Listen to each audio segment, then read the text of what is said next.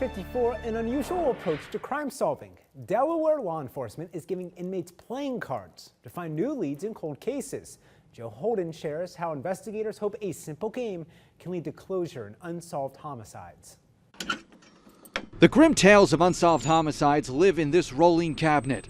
Some cases date back decades, echoes of the past growing fainter as time passes. But embracing technology to develop fresh leads and solve cases, turns out it's as basic as a game of cards. When we met with Department of Correction, we said, how many decks of cards do you go through a year? And they said about anywhere from 8,000 to 8,500 decks. Detective Brian Shane says inmates at Delaware facilities for a month now have been playing cards printed with cold case victims.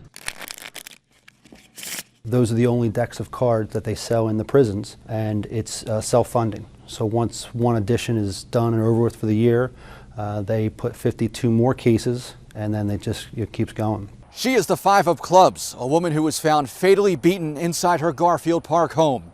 Next year will mark 40 years since her unsolved murder. Her name was Grace Harmon. Her killer remains in the shadows, a person unknown to police. This is planned. She was targeted. We were hoping that, there's some people that are still around. The program is the work of Newcastle County, Wilmington, Delaware State Police and Crime Stoppers. And in a month's time, 5 tips have been generated.